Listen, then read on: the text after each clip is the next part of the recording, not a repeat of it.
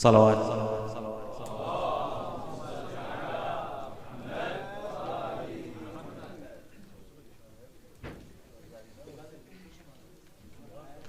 Testing. I'm very honored to be presenting Sayyid Hussein Makki, coming all the way from the UK to provide a 3-day lecture series for us. Sayyid Hussein Makki has lectured all around the world with a deep focus on spiritual wayfaring and mentoring. He achieved his Masters in Religion and Global Politics from the University of London before going on to study Hawza in Lebanon, where he continues to study. He has published several documentaries, including about the life of Imam Ali alayhi salam. He also has a one-on-one mentoring program called the Spiritual Warrior Project, which is an online life coaching rooted in Islamic spiritual psychology, combining mind, body, and spirit. In the past decade, Sayyid Makki has been a trailblazer in leading the spiritual education of the Islamic Ummah through his direct and candid approach. Combining charisma and linguistic flair, Sayyid Hussein connects with his audience on a deeper level. We are very lucky to have him as our guest tonight, and for the next 3 nights, before he goes off to Sydney, Holland, and Norway. Inshallah, we can welcome him again soon. I would like to sincerely thank everyone that has helped to make this possible. This event wouldn't have been possible without the organizers in Sydney and everyone that worked to help bring Sayyid Makki to Australia, and the custodians of this masjid from Imam Hassan al-Mujtaba, and the volunteers who worked tirelessly late into the night to make sure this venue is ready. And lastly, thank you to all of the Shabab volunteering and helping out. Without further ado, please welcome Sayyid Hussein Makki with a loud salawat.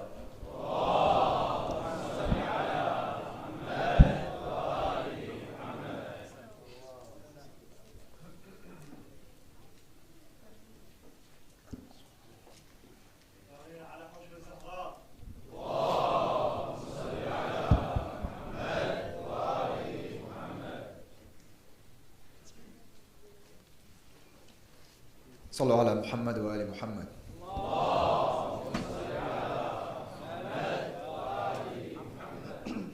أعوذ بالله من الشيطان الرجيم. بسم الله الرحمن الرحيم.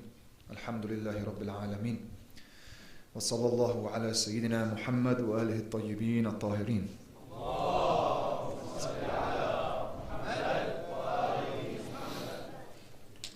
اللهم اخرجنا من ظلمات الوهم وأكرمنا بنور الفهم. اللهم افتح علينا باب رحمتك وانشر علينا من خزائن علومك يا أرحم الراحمين. اللهم علمنا ما ينفعنا وانفعنا بما علمتنا وزدنا علما. My brothers and my sisters, Assalamu alaikum wa rahmatullahi wa barakatuh. It's an honor to be with you all today. It's my second time in Melbourne. The first time I came was about 7 years ago, but I came only for a night. So I couldn't really spend time meeting everyone. So I'm going to count this is my first time. And it's an honor and a pleasure. And inshallah, I'll be with you for the next 3 nights. Tonight, we're going to have a lecture.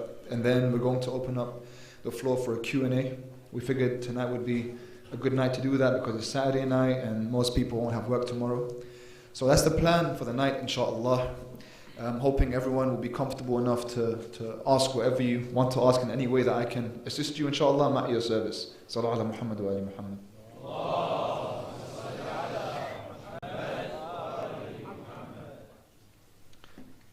So I wanted to speak to you today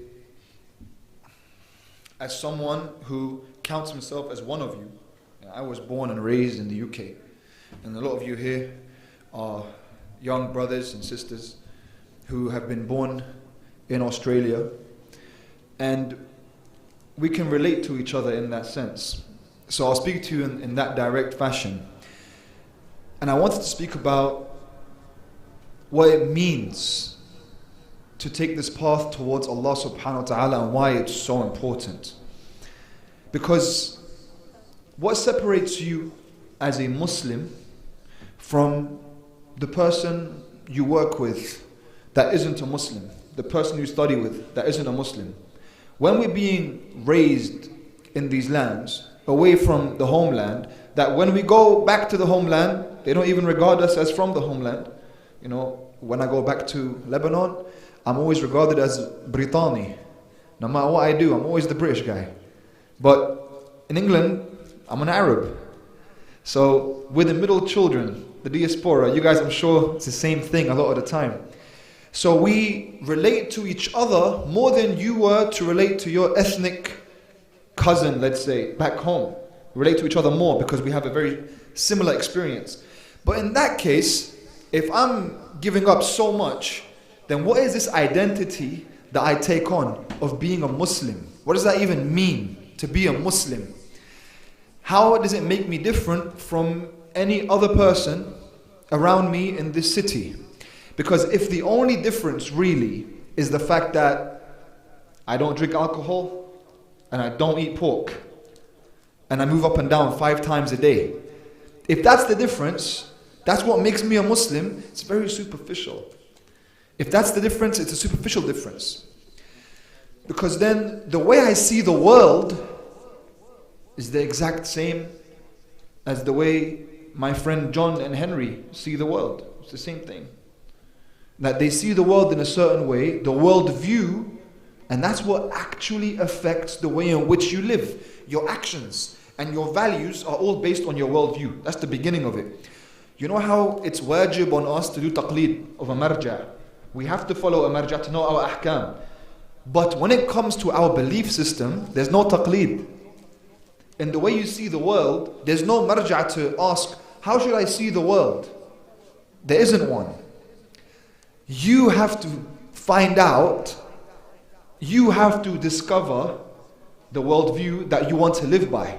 And Allah subhanahu wa ta'ala sent us a way in which we see the world correctly through reality, the lens of reality. But it's upon you to find it. This is what we call aqeedah. It's your aqeedah, it's your belief system. They call it aqeedah because it comes from the word aqd, aqada. It means like when you tie a rope, because that's how firm your belief should be.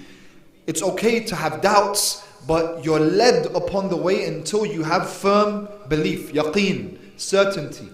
You're supposed to build up towards this aqeedah in how you see the world. The way in which you see the world determines the person you are. That's what's supposed to mean. That's what it's supposed to mean when I say I'm a Muslim.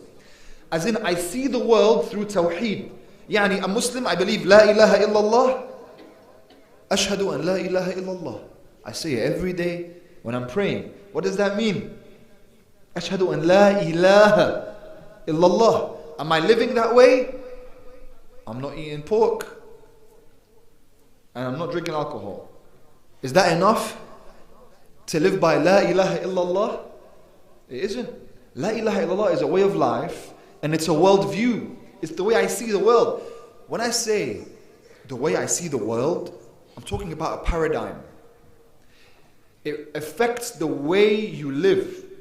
Let me explain. Let me give you a scenario. You're on the train and you see a bunch of kids running around, screaming, shouting, and you're annoyed. And you think, why doesn't their dad tell them something to calm them down? He's just watching them, leaving them. And then you find out afterwards, when you lean in to the brother, he tells you, I'm sorry, but their mother just passed away and I don't know what to tell them.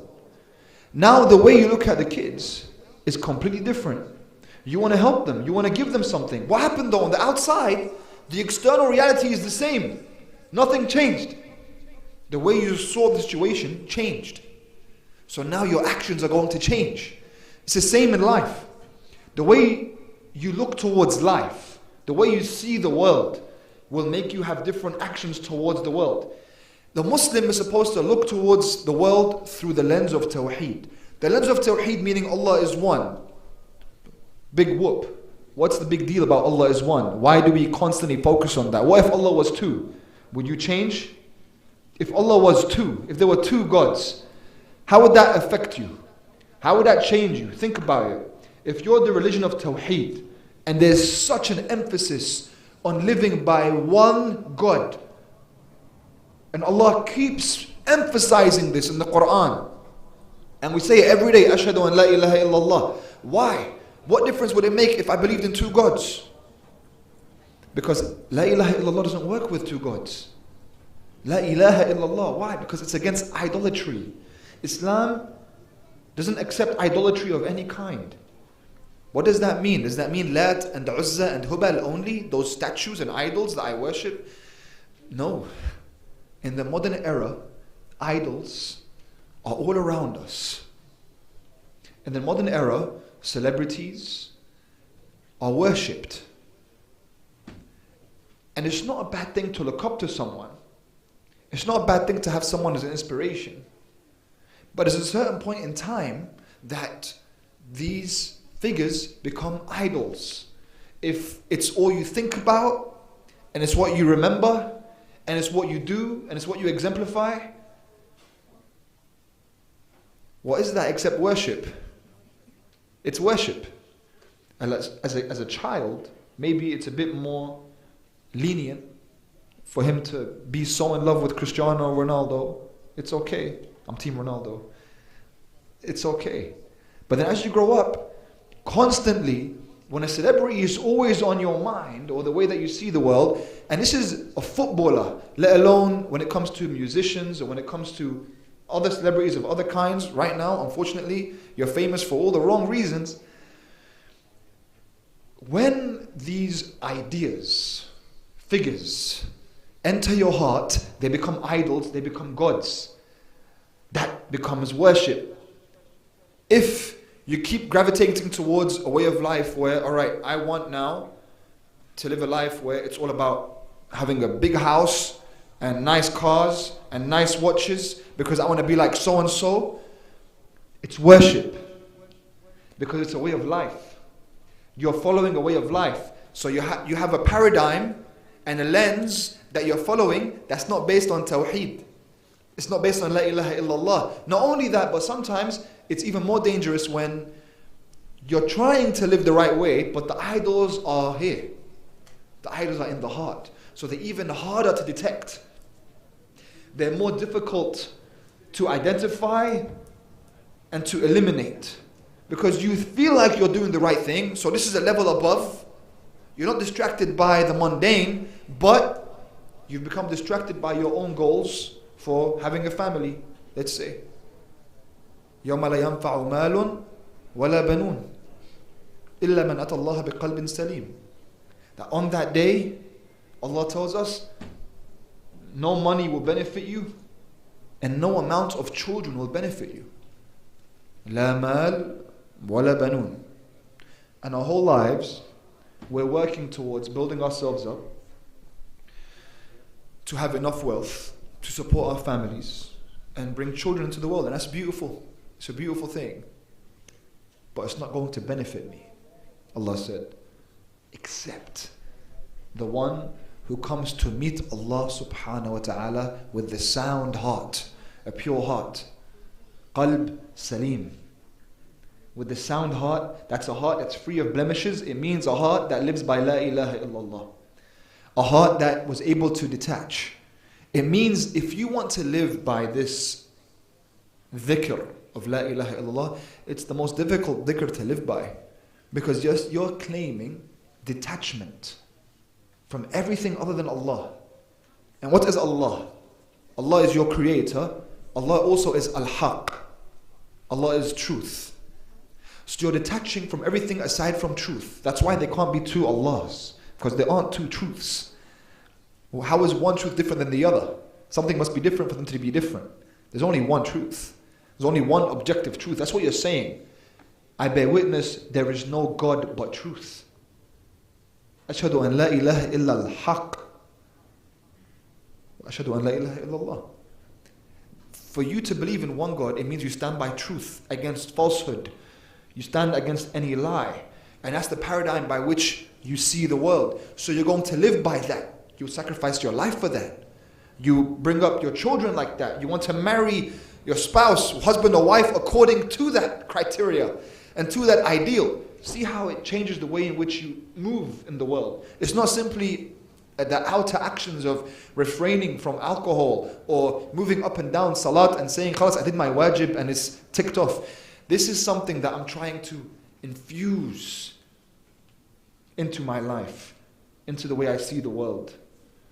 So I want a heart that believes in La ilaha illallah, a heart that is sound, a heart that's pure of these blemishes, a heart that doesn't allow these diseases to creep in, which make it attached again to other idols and follow other gods. I want only to follow the one God, the true God.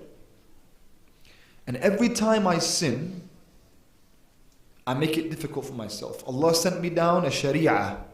He sent me down a way by which to live in this world externally, and that's the first step. And if I keep contradicting this system, every time I do, Imam al-Baqir alayhi salam says that after every sin, a black dot appears on your heart. Another sin, another black dot. A third sin, a third black dot, until the heart becomes encompassed with darkness. When the heart is encompassed with darkness, it can't see anymore. It can't hear anymore. Khalas. It becomes very difficult for you to return. The reason why this is so important right now to reflect on is because sitting in this room, we don't know how many black dots are already on our heart, and if some diseases have creeped in, and if I am worshipping other than Al-Haq, I have to think about that. Because just like you find someone who looks completely healthy, and then suddenly they have a heart problem, and God forbid they were to die, and then you think, I just saw them the other day, and they were fine. What happened? They looked completely healthy. It's the same thing. You can seem like you're on the right track, but these diseases, they hide. That's why it's called ghafla, because you were asleep for such a long time. That's why you're supposed to constantly question where you are still. That's why last week was Eid al-Ghadir, and we come every Eid al-Ghadir and we pledge allegiance to the Imam on Eid al-Ghadir. It's not simply we're just remembering the pledge of allegiance, remembering that some people gave bay'ah. I'm giving bay'ah. On Eid al-Ghadir, I'm supposed to give bay'ah. Bay'ah is not to put my hand in his hand. Bay'ah is to pledge allegiance. I follow your path in action. That's the worldview. So I'm giving bay'ah. I'm giving it again. God forbid I haven't given it before. I might have attended all these Eid al-Ghadir ceremonies and never given bay'ah to Imam Ali. I give him bay'ah. Yani, Ya Ali, I move by your movement. I think by your thought. I follow your path. It's a worldview I'm following. And there's an external way in which I do this. And if I contradict that way, the heart becomes darkened. I must constantly question. That's why it's important to have a partner with you on this path. When you're trying to grow towards Allah, as a young person, you need help. This religion wasn't designed to be traveled alone, by the way. It's a communal religion. That's why you have Salat al-Jama'ah, and it's so important and emphasized. That's why Imam Sadiq alayhi salam constantly recommends that we perform dua in groups. So it's good to have dua on your own, but even better in groups. Allah loves when we're in groups, and we remember the Ahlul Bayt, and remember Allah subhanahu wa ta'ala in groups, because it's supposed to be communal. We're a religion of strong brotherhood and sisterhood, and that's something we're lacking these days. It's something that the Imams constantly emphasized, because when you have a partner with you, they can see your faults if they're your true friend, and they can advise you about your faults in ways that you can't see. Al-mu'min mir'at akhihi al-mu'min. The believer is the mirror of his believing brother. He can see things in you. He's your mirror. He helps you. He tells you the truth. Not in front of other people, of course. When you're alone, he helps you. She helps you. That's why in Macbeth, Shakespeare, he says, God has made us such that we cannot see our own faces. Right? You can't see your own face unless you have a mirror. You need a mirror so you can look into yourself. A partner helps you. Otherwise, God forbid, we become those with the darkened hearts, dot after dot after dot, going down the wrong path, not even realizing, because we're in ghafla. When you're asleep, you don't know that you're asleep. That's the problem. It's jahl murakkab. You don't know that you don't know. That's the big problem when you don't know that you don't know. At least when you just don't know, I can tell you and you're informed. But when you don't know that you don't know, you think you know. When someone tells you, you say, no, I know, but you don't know. You know? Sallallahu Muhammad wa ala Muhammad.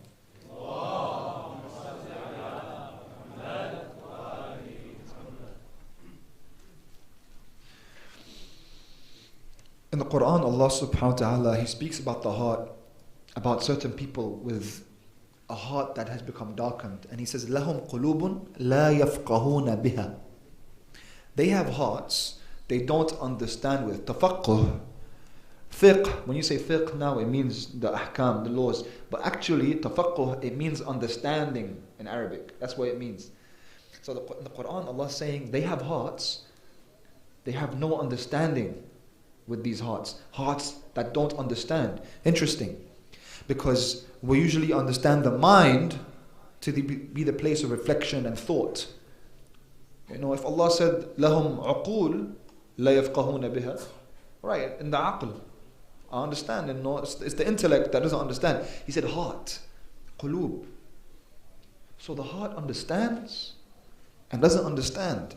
It's where knowledge enters in the heart, or ignorance takes place in the heart. So what's happening to that heart that's slowly becoming encompassed by idolatry and dark sins, dots, until it becomes encompassed.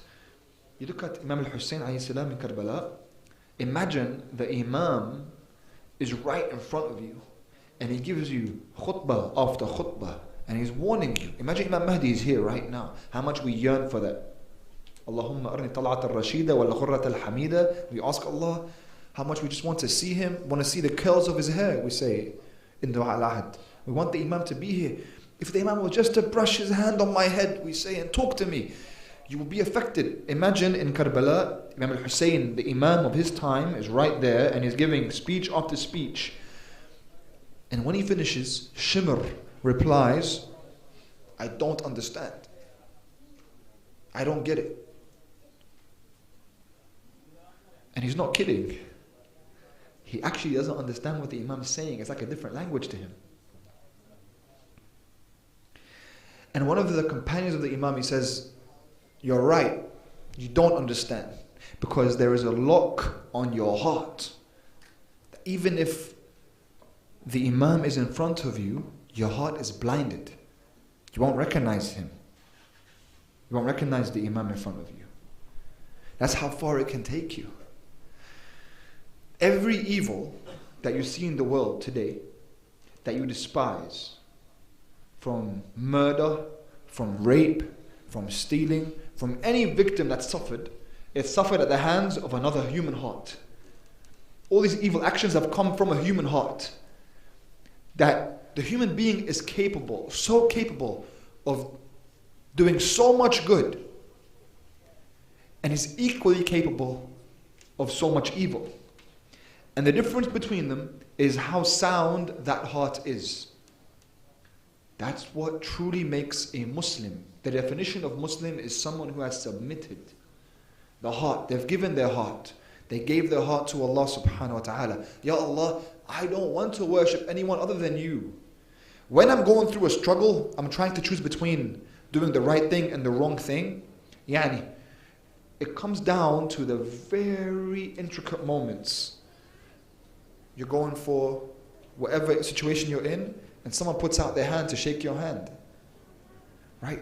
And you know that it's haram to shake the hand of the opposite gender, but you're so pressured right now.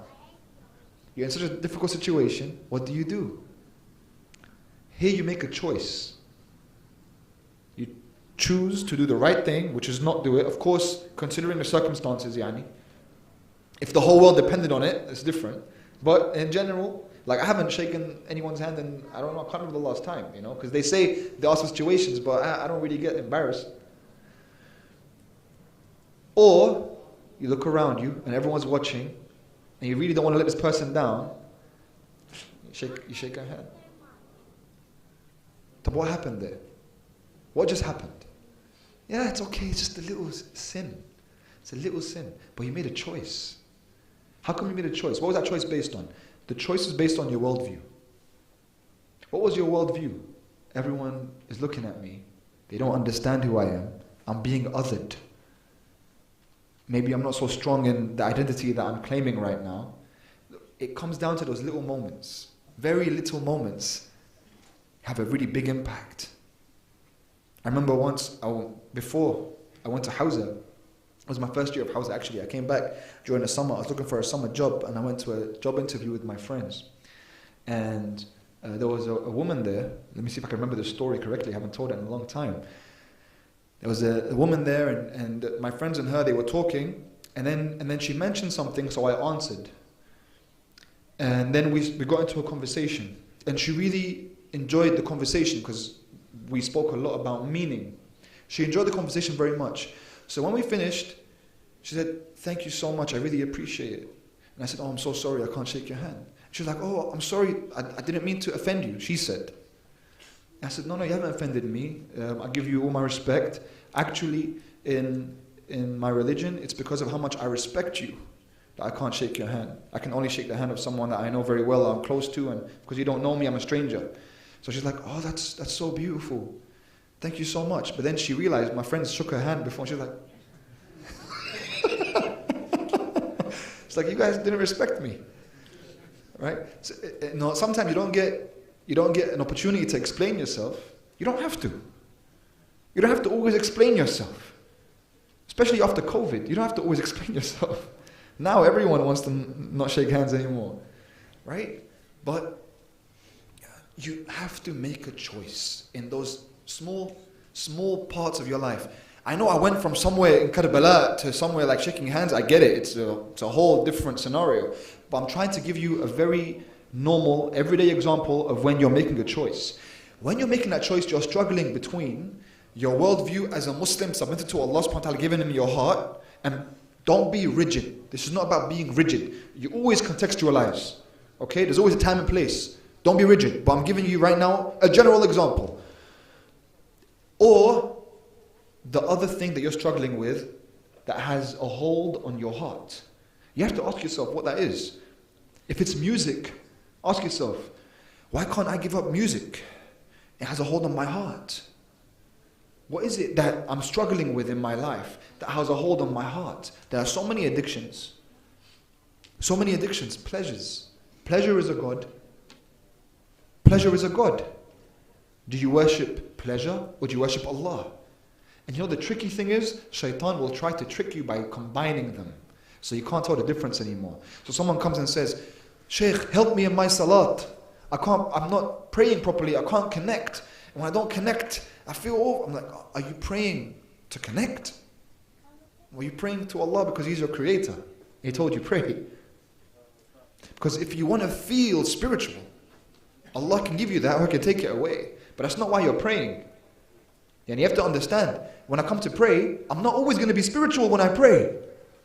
If you're not spiritual, it doesn't mean you're doing it wrong. You're doing it, you're on time, you're doing the right thing, you try. If Allah gives you the pleasure of spirituality, alhamdulillah, that's a great feeling.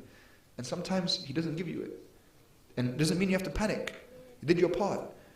But the real test is when you stop feeling spiritual, do you want to pray still?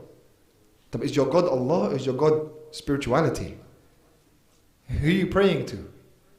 See, shaitan can really trick you when he uses deen to bring you away. So even sometimes you worship spirituality, you don't worship Allah. Sometimes you worship knowledge itself, not Allah. Just information, not Allah. You get lost in the details. We want to worship Allah subhanahu wa ta'ala. Want to purify this heart. The heart is supposed to be for Allah alone. That's why when Abu Abdullah alayhi salam was in Karbala and he went to Fadl Abbas, and Fadl Abbas alayhi salam is on the ground, and it's that heartbreaking moment, and the Imam says, "Al-an inkasara dhahri." He says, my back is broken now. Because Abu Fadl Abbas, he was my whole army. He was carrying the whole load. Now he's not there, it broke my back. But he didn't say, "Inkasara qalbi." He didn't say, "My heart is broken." His heart didn't break. His heart was for Allah. He was able to stand and still go to war against thousands on his own because he had a heart of a soldier, a heart of a warrior, a heart that only belonged to Allah, that couldn't break. It's not allowed to break. When this world gets really tough, life gets really tough, difficult, and we fall into, not to take away from people who are actually diagnosed with depression or issues of mental health, but now it's becoming where every person is claiming that they're suffering from some form of mental health. And it doesn't work that way. Imagine our leaders one day woke up and said, today I'm not going to defend the Muslims, I'm depressed. I'm not on it today. It wouldn't work. Why don't they ever get depressed? Think about why they never get depressed. They get tired. Of course they get tired. They have bad days. Of course. They get sad. Of course. They lose loved ones. Especially when you have beloved ones on the front lines. You lose them, shuhada. But they don't fall into a depression where they break, where their heart is broken. The heart remains firm. You feel pain and the eyes tear up, but the heart is firm. And you keep walking on the path until the last breath. That's where we come from. That's what it means to have aqeedah. Real certainty with where you're going. That's why when you see, subhanAllah, the shaheed, before he is a shaheed, you see it in his face, in his eyes, in his smile, that he has yaqeen, that he's alive tomorrow, that he's alive forever. He knows and he's at peace. Whereas someone who has some doubt in the akhirah, he has doubt in the afterlife, he is more prone to cowardice. When the time comes, you don't know what he'll do. He'll run away. Maybe he'll cry in those last moments. Maybe he'll beg. He hasn't worked on himself for those last moments. Those last moments before you die, that's what all of this is for. You're doing all of this as a Muslim because you want to be a Muslim in the last moment. So you train yourself your whole life as a Muslim to give yourself to Allah as a Muslim. Salamtu nafsi ya Allah, in the last moment. I give you myself. Because shaitan, he waits until the guard is down, and he waits that moment before you die, the guard is down, and that's when he'll try to make you doubt in Allah. Especially if you already have some dots there to give him a head start. Some black dots to give him a head start, he'll attack you. Imagine you lived your whole life as a supposed Muslim, and then the last few seconds before you died, you start to say, is there really Jannah wa Nar? Is there really angels? Now they're going to ask me some questions. And the Prophet and the Quran, Allah, is he real? Is all of this real? Imagine that, and then you died in that state. God forbid. Man, you got boopsed. Lived your whole life in that way. That's why we have a dua called Dua al-Adila. For the moment of Adila. It's a dua where someone's reading it to you or you're reading it, where you're reaffirming all of your beliefs, your creed, your belief system. You're reaffirming it before you leave. وَأَشْهَدُ أَنَّ الصِّرَاطَ حَقٌّ وَالْجَنَّةَ حَقٌّ وَالنَّارَ حَقٌّ. You're reaffirming all of these beliefs before you leave this world. But Imam Sadiq alayhi salam, he says, the one who has prepared himself, the one who worked on himself, even if shaitan comes to attack him in that moment, Malik al-Maut, the angel of death, who is taking your soul, he will defend you against shaitan in those final moments. Because you're someone who earned Malik al-Maut's respect with how you worked on yourself your entire life. Notice how these small diseases in our heart create different attributes. So doubting in the akhirah can create cowardice, or it can create stinginess. You won't be a generous person, because why should I give of myself when I'm getting nothing in return? But someone who has yaqeen that there is an afterlife, he knows Allah subhanahu wa ta'ala is going to give them everything back, 100-fold, 1,000-fold. So you give from your heart, because you know Allah will give you everything back. Sometimes you doubt in Allah's uluhiyyah, in Allah's divinity. And what that means is Allah's the true and only one worthy of being worshipped, which is what we spoke about in the beginning of the lecture. We doubt in that sometimes because we try to compete with Allah. We sometimes want to be worshipped. Now it's not about us wanting to worship something else. Sometimes it's us wanting to be the object of worship of the people. It's when your ego wants the hearts of the people. See me, come to me, and look how great I am. And this is where the disease of riya comes out and brings you away from the path of Allah subhanahu wa ta'ala. Disease of wanting to show off. And this also happens in a very subtle way. It's not so obvious, because right now you say, I don't want to compete with Allah. But when you look towards trying to gain the hearts of people around you, you realize maybe I am doing that. The hearts are not yours. Qalb salim, the sound heart, is only for Allah. It's not yours. Don't compete with Allah for the hearts of the people. They're not yours. Allah malikul qulub. Allah is the owner of the hearts. No one else. You don't own any heart. You don't own your spouse's heart. You don't own your children's hearts. Only Allah owns the heart. Al-qalb arshur rahman. The heart is the throne and shrine of Allah. Don't let anyone else in except Allah into the heart. That's the truth, sarah. It means, La ilaha illallah means to detach from anything but truth. It doesn't mean you don't love your parents or love your children. Some people misunderstand that. It means you love them more because you're loving them infinitely through Allah. But Allah is the compass, subhanahu wa ta'ala, azza wa jal. He is the compass of what I love and what I turn away from. Allah is the compass. So I see parents, spouse, children, friends, companions. There's a criteria. It follows the criteria of God. And I don't want to compete with Allah for that. That means, if after this lecture, you guys didn't like it, it's too bad. But I shouldn't be affected. And if you guys loved it so much, I really shouldn't be affected. Because I have to just do my best and then leave it to Allah. It's not about impressing you. It's not about impressing you. It's not about making you like me. Because imagine, you see how subtle it is. If I really want everyone here to like me, what is it that I'm claiming? Why am I trying to give myself some platform or authority? It's separate from Allah. It's me.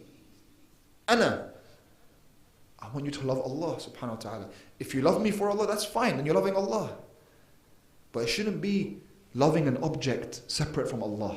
And that person should be very wary. That means when you want that girl and you want her heart, you're trying to claim her heart.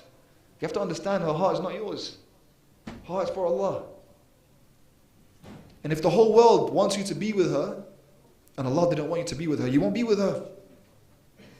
And if the whole world didn't want you to be with her, and Allah wanted you to be with her, you will. But you have to understand that heart was never yours. So when you lose a heart, it was never yours in the first place. You know, sometimes you're given gifts. That's why I love the analogy of the bird on the roof singing its song, and a man comes by and says, "Oh bird, I love this song. Please sing this song every day." And the bird says, "That's great, but I'm singing this song whether you're passing through or not, whether you like it or not, because it's my song." And another time, a man comes and says, "You stupid bird, I hate this song. I don't want to hear it, you ruined my whole day," and he throws a little rock at the bird. The bird says, "That's too bad. But I'm singing this song whether you're here or not. It's not so you can like it or not like it, it's my song." You know, if you live that way, you have so much more confidence in who you are. Because you're living by truth. By your truth, what you understand for real. Not about what he said and what she said and what they like and what they don't like. You're living by. So you ask yourself, would I really act that way if no one was around? So when I'm alone, I'm praying, and then when the family's there, I become suddenly Sheikh Bahjat, and I take my time with the qunut. Right? Would I act differently if no one was there? That's how you know. How you know who you are. You must be with Allah in public and with Allah in private. Allah is always present. That's a heart that loves Allah, a heart that recognizes Allah. That's why the Imams, they constantly emphasized tafakkur and tadabbur, to constantly reflect upon the presence of Allah in our lives, so that we are with Allah in private and with Allah in public. Like when a man came to Abu Abdullah alayhi salam, Hussein, and he said to him, I can't stop sinning. It's become an addiction and I can't stop. And I need you to help me. I can't stop sinning, so can you make it okay for me to sin? And the Imam says, and look how the Imam replies, you can say, no, that's haram. But he wants him to think and contemplate and reflect. And that's what I really want you guys to do. He says to him, it's okay, you can sin. Just go sin somewhere where Allah can't see you. And when you think about it, you think Allah can see me everywhere. He says, Khajlan, he's embarrassed. So Allah can see me. No, Allah sees everything. Is there another way? He said, sure, there's another way. Go to a land that does not belong to Allah and sin. The man said, I can't do that either. He said, so you know Allah can see you. And you're on His land. And you still want to sin? Fine. Sin, but don't eat from the rizq of Allah. So, but everything is from His rizq. Everything is a gift from Allah. So you want to eat from His rizq and live in His land, and you know He's watching you, and you still want to sin? He's making him think. And the man's thinking. He says, fine, don't sin. Afwan, sin. But when the angel of death comes to take your soul, just refuse to go with him. Just stand up to the angel of death. And the man says, I can't stand up to the angel of death.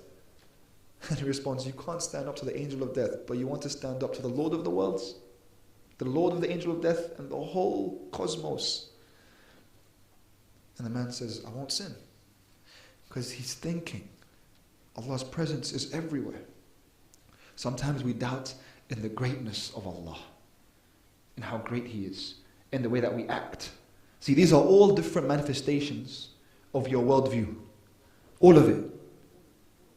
All of this is about how you see the world. Really consider after this lecture today how you see the world. You can tell a lot about someone when you go out with them to a restaurant and how they treat the waiter, or how they treat someone that can't do too much for them. You can tell if they're very humble with that person, that says something about them. And if they're harsh, that says something about them. That's doubting Allah's greatness. And think of two different scenarios. Think of your little brother coming into the room, holding a cup of water, and then he drops the cup of water, it falls on the floor, on the ground, and you start to lash out at him. You stupid, you can't even carry anything, what's wrong with you? Film and horn. Right? And then another scenario, your fiance, newly married, comes into the room, holding a cup of water, and then she drops it. You don't react in the same way, do you?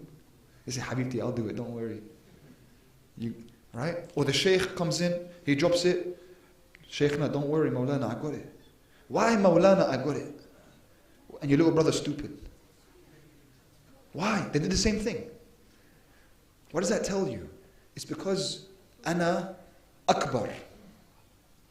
Ana Akbar minka. So then I can shout at you. And I can treat you bad. But Ana mish Akbar min al-Shaykh. So I won't say anything. وأنا مش أكبر من زوجتي yet. Right? It's the beginning still. Inshallah it stays that way. Think about it. It's because you think you're better than your little brother. You can lash out at him or you can bully him. But Allahu Akbar. Allahu Akbar. Not Ana Akbar. In those moments of anger, because anger is good when used for the right reasons. But in moments of anger, ask yourself if you would do the same thing if it was a different scenario. Like, would Will Smith have slapped Chris if it was The Rock up there? If it was The Rock, Will Smith wouldn't have done that. Huh? But he does it because it was a skinny comedian. You have to ask yourself, really, is it because you're mighty? Or is it because the object is weak? Usually the object is weak and you claim to be mighty. Allah is mighty. Allahu Akbar. This is all about how you see the world. These diseases enter our hearts and change how you see the world. But a person of tawheed, a person who is really living on the path and treading the path Allah wants for them, he begins here. The first step is my worldview. Before everything else. That's why someone wants to become religious. What do? I want to do this and Salatul Layl and do all that. Relax. How do you see the world? Focus on how you see the world. Focus on your beliefs. Focus on how to build the foundations for those beliefs that you're going to speak to your family about, to your spouse about, to your children about. Start to develop layers. We're supposed to be people of knowledge. Inshallah, Muharram's coming up. It's supposed to change us. It's supposed to bring us to a place that we weren't at before. It's supposed to, if you compare yourself how you were beforehand and afterwards, you're supposed to have grown, really.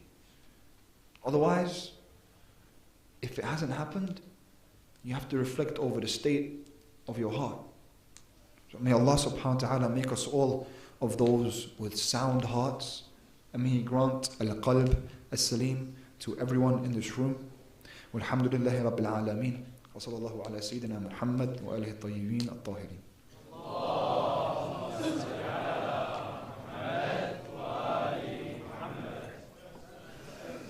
Thank you. So are we going to go straight into the Q&A from here?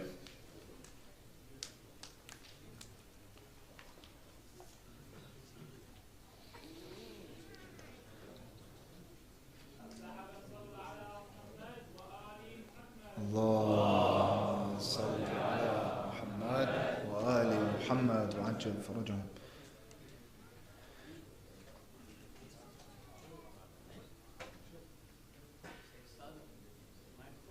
السلام عليكم حبيبي.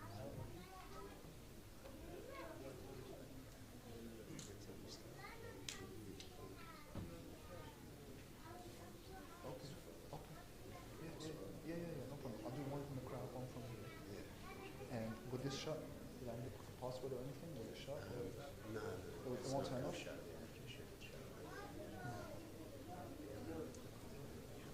Okay.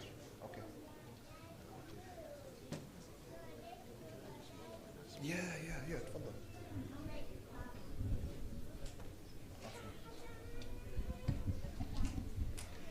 Salam, dear brothers and sisters. Just if you may have seen on the screens, if you want to ask questions directly to the Sayyid, you can do so using menti.com, and there is a code that's being played on the screens. So if you can ask him that way, he may also try and get some questions directly from the crowd as well.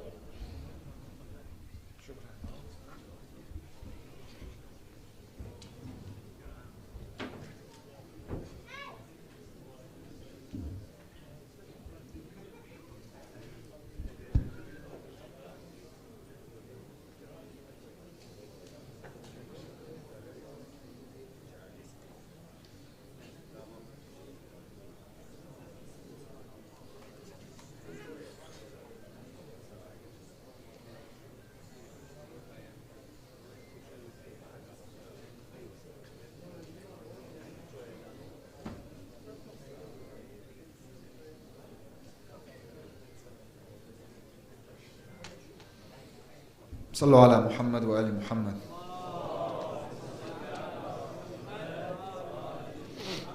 So there's so many good questions here, and I hope we get enough time. Also, I want to take from the crowd too. So I'm going to try to take one from the crowd and one from the messages that have been sent in. So I'm having a hard time deciding which one I want to start with because there's so many. So I'm just going to choose one by random. Oh, and look, it just changed.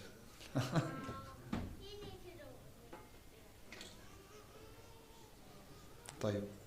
If someone would like to ask from the crowd first, and then we'll go into the phone. Sallallahu ala Muhammad wa ali Muhammad.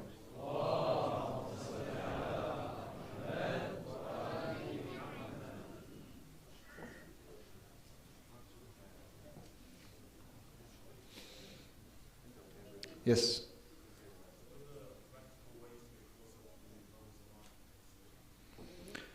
The practical ways to get close to Imam Mahdi. I think the first thing that comes to mind, and I hope everyone here is already doing it, but I remember for me, the major difference was Dua al-Ahad.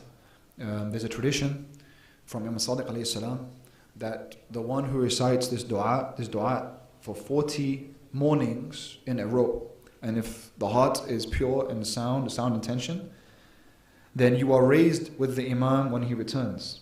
This dua takes 5 minutes to recite, and you want to try to get 40 in a row. So if you get 35 and you missed one, you start again. But it creates this type of commitment. Ahad means covenant. It's a promise with the Imam. Now when you look at the words of the dua, I mentioned some of that in the lecture already. Allahumma arni tal'at al-rashida wal ghurat al-hamida is what I mentioned. You ask Allah, you say, Allah, allow me to see the curls of his hair. Now that's something more than just praying for his reappearance. You're asking to see curls of his hair. That's a poetic language, a language of love, yani. It's different. So what you're trying to do here, it shows that to be with the Imam means to create a feeling of love with the Imam. Yani my heart to be tied with him. That's why it's important that you recognize Imam al-Mahdi is a portal. He's a gateway to Allah. And you want to try to go to Allah and access Allah through this gateway as much as you can. The more you speak to him, and he's someone that has been given permission by Allah and granted the ability to hear you, the more that you speak to him and you share in your sorrows and in your moments of happiness, the more of a connection you'll build. Of course, two loves cannot exist in the heart of Imam Zaman and Hubb al-Dunya. Doesn't work. So you have to remove at the same time the love of Hubb al-Dunya to go towards the Imam, and you want to try to think of him often. Yani I remember when I was in Lebanon, when I first moved, I moved 11 years ago. When I first moved, I was 21. And I remember my mother, she would constantly be worried about me. And when we have our phone call, she would ask me, are you okay? Are you sleeping well? Who's eating with you? Have you been hungry? Where are you staying? Because throughout the week, she's thinking about what's happening with me and where I'm going and what I'm doing. But that's what happens when you love someone. You think of them a lot and you think if they're okay. And then you call them. You text them. It's the same thing. Except you have to call him with your heart. And sometimes you can write him a letter. You have to create this feeling with the Imam, and it's the same thing when it comes to your prayers. It's the same thing when it comes to Allah. You have to create an ambience for yourself, because don't think that you're brainwashing yourself. You're already brainwashed. Everything around you here is all a brainwash already. You have to contextualize where you are. You're bombarded with your phone. You're bombarded with all this imagery around you. You're already moving from a place that isn't designed for spirituality. You see? So when I advise someone to create a space in their home, a sacred space for them to pray in, let it smell good. Let it be beautiful. Dress in something that you want Allah to see you in. You're using all these different external components to come to speak to Allah subhanahu wa ta'ala. Someone might say, but this is all like external. You're pushing it. Yeah, I have to. Because the world is so not spiritual. The world is so mechanical and so boxed up and robotic that this is something that I have to do to get myself into a human state, a human calm state. Now, like right now, if you turn your phone off for 3 hours, you put it away, you become anxious. It's supposed to be the opposite. It's supposed to be anxious when you have this and you have to do 10 million things. But now we need it. We need to be constantly stimulated. So you need to get to a place where you can be a little bit more human. That's really it. The more human you are, the more you can connect with Sahib al-Zaman, with Allah, with your prayers. Become human again. Especially in the times leading up right now with AI, moving forward so quickly, the world isn't going to look the same in 10 years. Then right now, everything we know now is going to be so different in 10 years' time. But if someone holds on to deen, they can remain human at the very least. Because you have to be human to practice religion. It's one One of the only things a machine can't do. It can't practice deen. It takes human abilities to practice deen. AI can't do that for you. AI can write down paragraphs for you, but ChatGPT can't believe for you. You have to believe. And you won't do that if you don't have that human element within you. So you need to keep a human component of your life. That's why literally that time at Fajr or just before, that morning time when everything is still dark, if you wake up 15, 20 minutes before Fajr as well, even better. That's your Ghar Hira. That's your cave. That's when you wake up and you spend time in solitude with Allah. That's when you think, that's when you contemplate. Don't look at your phone. But that first hour when you wake up, don't look at your phone. Just pray, sit down, think, read. Don't do anything. Just be human. Look at the sky. Look at the sky. You have to work on your humanity in order to have a relationship between human and God. Or human and vicegerent of God. The vicegerent of God is there. Am I still human? So that's something you want to work on. And something that's really important, especially in this day and age, in capitalism and technology and everything else. We don't have any time. That morning time is the right time.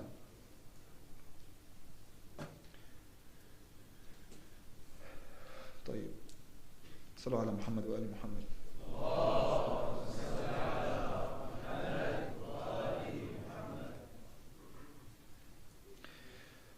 طيب. There's one here about someone finding their calling and not knowing if they're doing too much or too little. I think this is an important question that we can talk about.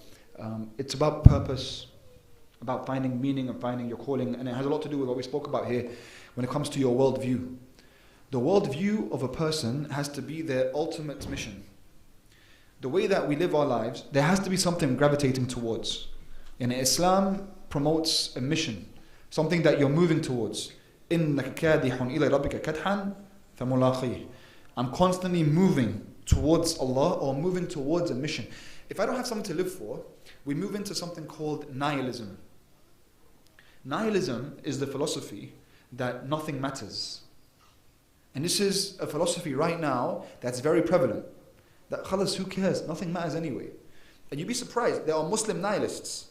There are people that they pray and they cry, little qadr and everything, but deep down they don't believe anything makes a difference.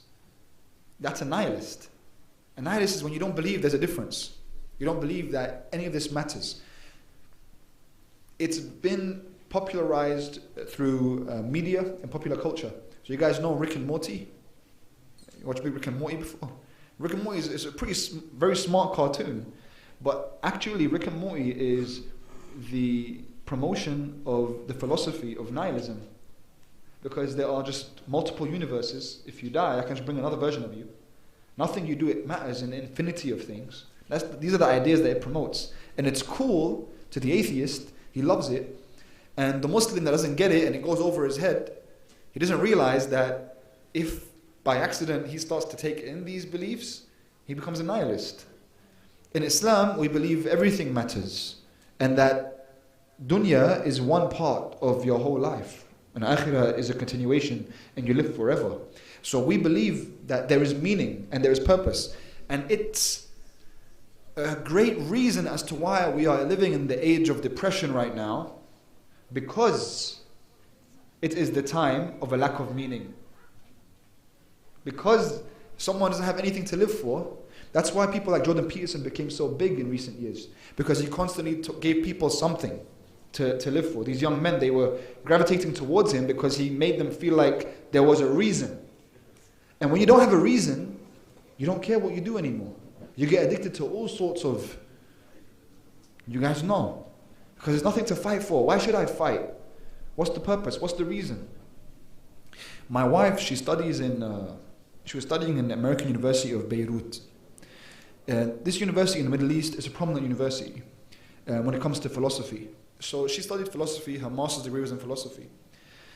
And the philosophy department over there, which I call the atheism department, they take the souls of people that walk in. These universities are not simply I go in and get a degree. Your soul gets taken if you're not ready. A lot of our brothers and sisters don't realize this. You guys don't realize everything is brainwashed, man. The people around you, the things you watch, the books you read, it's all brainwash. Everything.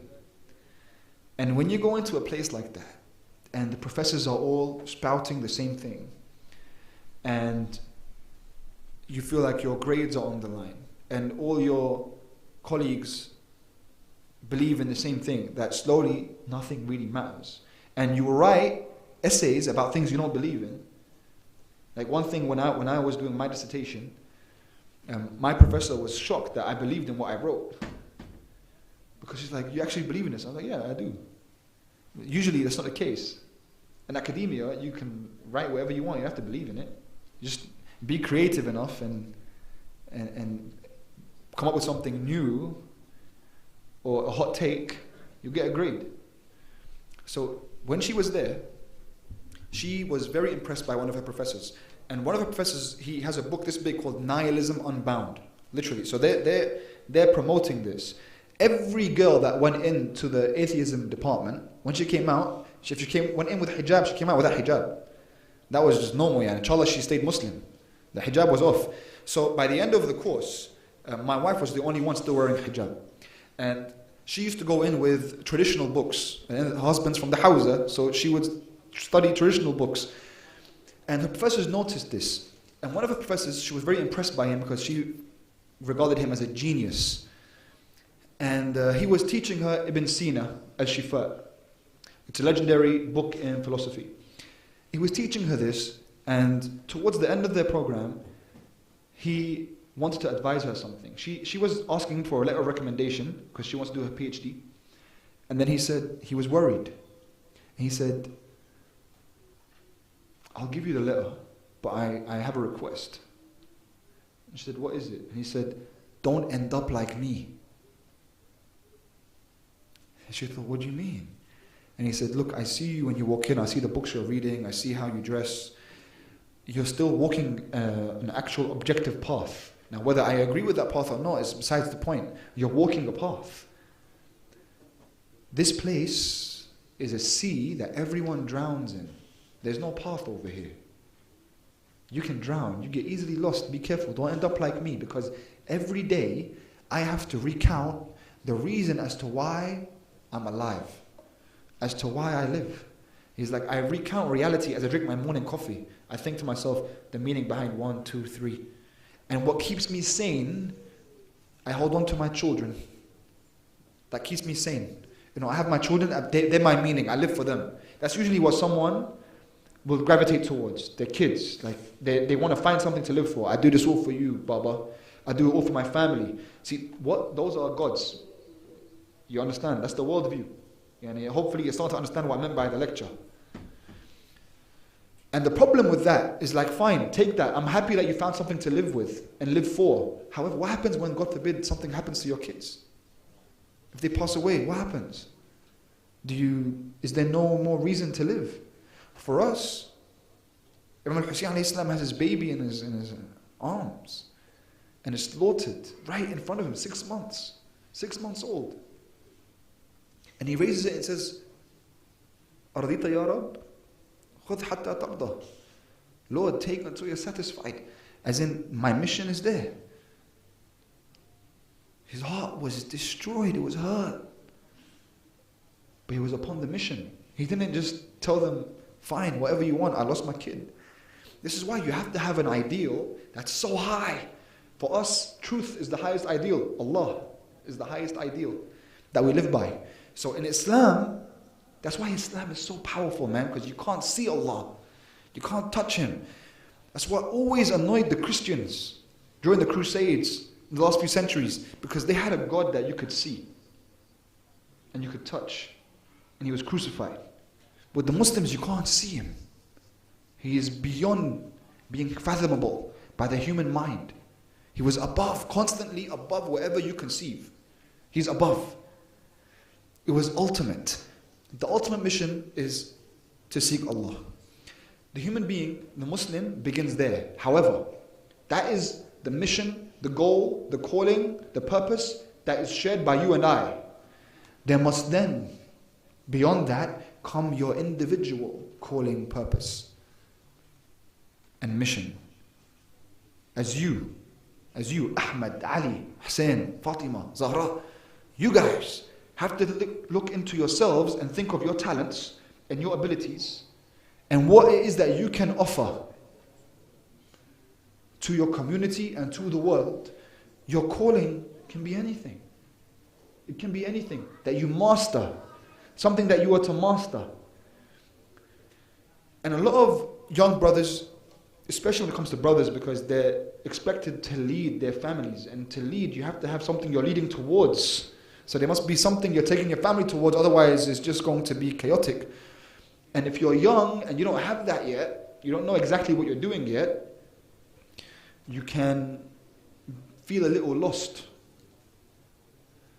Especially if in that time you want to get married at the same time. Because you haven't settled even down yet in who you are, let alone to get married. So I'd always suggest someone understand their calling before going towards marriage. Understand your calling. You have to decide it because it can change over time. But understand yourself. Understand your calling. Because then you settle and you're rooted. Then you can have and build a family. But at the very least, what I told them is make your purpose in this time, as you don't know what it is yet, make your purpose finding your purpose. You understand? Make your purpose to find your purpose. That means you become a seeker and you read and you go through all forms of knowledge in order to find what your calling is. You're not sitting back waiting for it to pop up. You're not wasting time. So you make it's a purpose now. That's your mission. Your mission is to find your mission. That's your mission. So you keep going until you find yourself. You become very passionate about finding yourself. You become a seeker.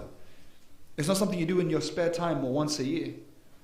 So this is a really important aspect in how we're going to live our lives. Worldview, purpose, meaning, the way I see the world, the paradigm. All of this comes down to my calling and my purpose. Sallallahu ala Muhammad wa ali Muhammad.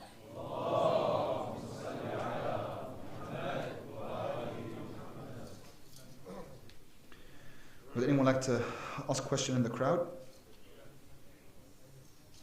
Yes, sir. Tfaddal. Yeah, up to you. You want to do it from there or up here? It's up to you. No problem.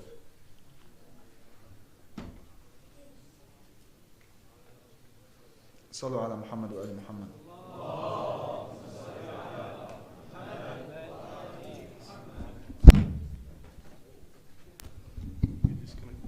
Yeah, I did. There you go. No, why are you giving it to me? Someone ask you. You don't want anyone to hear it?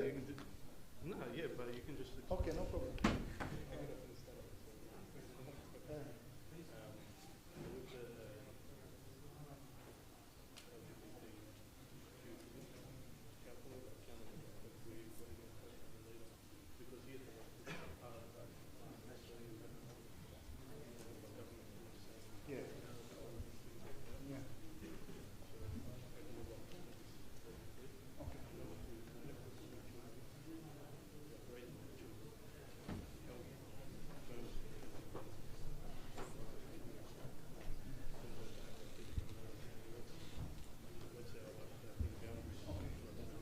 Very good question. Thank you.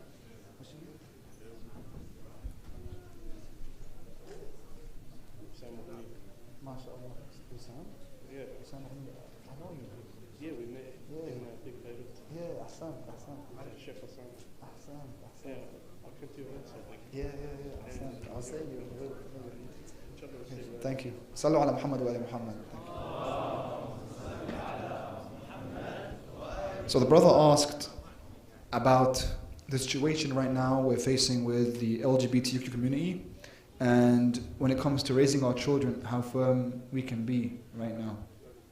So first of all, you guys already know, as I'm going to answer this question, no one record this if you want to see me again. Okay? Because they'll cause problems for any little thing, so just don't record. Alright, so I think obviously we all know that the hukum in Islam is that it's haram. what's not haram is, nah. Yeah, this part, yeah, pause this. Yeah?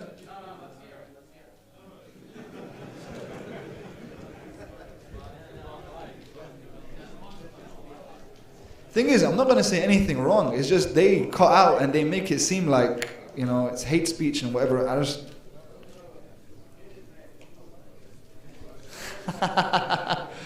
Do you guys know what happened to Sheikh Farouk last time? He was in Australia.